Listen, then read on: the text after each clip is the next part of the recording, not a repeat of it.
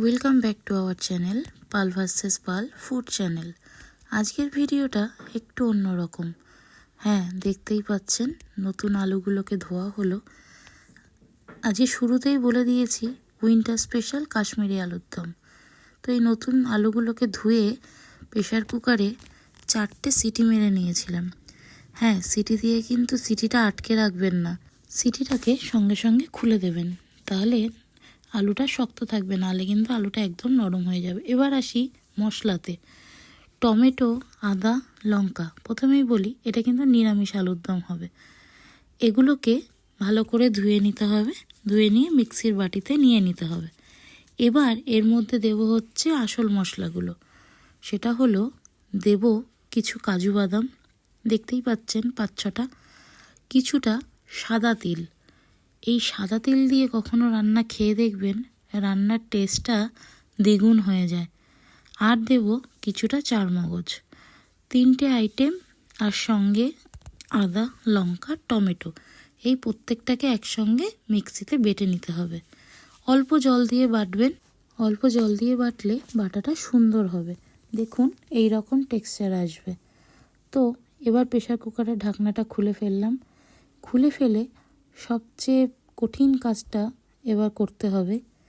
এই যে এতগুলো ছোট ছোট আলু দেখছেন, এগুলো প্রত্যেকটাকে ঝুড়িতে ঢেলে ঠান্ডা জল দিয়ে ঠান্ডা করে নিতে হবে। ঠান্ডা করার পরে হলো মেন কাজ, সেটা হলো এই ছোট ছোট আলুগুলোকে এবার একটা একটা করে ছালাতে হবে। তো ছালিয়ে ফেলেছি, খেতে হবে যখন কাজটাও করতে হবে। এবার এইটার মধ্যে নুন আর হলুদটা মাখিয়ে নিতে হবে। ভালো করে মাখিয়ে নেবেন। কড়াইতে ভাজার সময় দিলে অনেক সময় প্রত্যেকটার গায়ে নাও লাগতে পারে, তাই আগে থেকেই মাখিয়ে নেবেন। এবার কড়াইতে সাদা তেল দিয়ে তার মধ্যে আলুগুলোকে আগে হালকা করে ভেজে নিতে হবে। খুব বেশি লাল করার দরকার নেই, মোটামুটি সিদ্ধই আছে আলু, সুতরাং একটু হালকা লাল লাল করে ভেজে নিলে টেস্টটা ভালো লাগবে। এবার কড়াই ওই তেলের মধ্যে দিয়ে দেবো গোটা জিরে, তারপর দেব শুকনো লঙ্কা।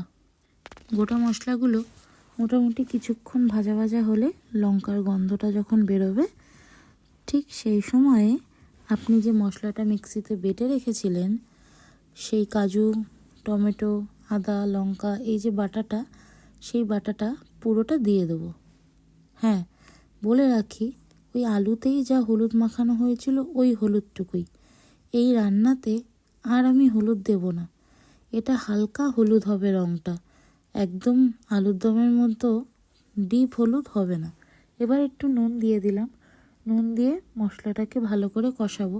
যতক্ষণ না দেখুন এরকম তেল ছেড়ে আসবে, ততক্ষণ কিন্তু আলুগুলো দেবেন না। তো তেল ছেড়ে আসার পরে আমি আলুগুলোকে দিয়ে দিলাম। আলুগুলো দেওয়ার পরে ভালো করে নাড়াচাড়া করে নিতে হবে।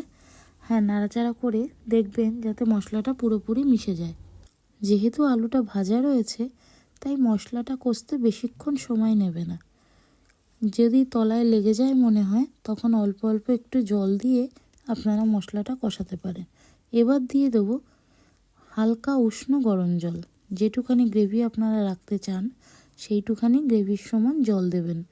আমি অল্প একটুই গ্রেভি রেখেছিলাম, তাই সেরকম জল দিয়ে দেখুন এটাকে বেশ ভালো করে ফুটিয়ে নিয়ে লাস্টে নামানোর আগে একটু গরম মশলা দিয়ে দেবেন। নিরামিষ আলুর দম তো গরম মশলার স্মেলটা খুব ভালো লাগে। ব্যাস, বেশি ঝামেলার কিছু নেই। যখনই গরম মশলা দিয়ে দেবেন আর গ্রেভিটা দেখবেন আপনার পছন্দ মতো হয়ে গেছে, তখনই রেডি হয়ে যাবে নিরামিষ কাশ্মীরি আলুর দম। দেখুন এটা লুচি পরোটার সাথে খুব ভালো যায়। অবশ্যই ট্রাই করে দেখবেন একবার।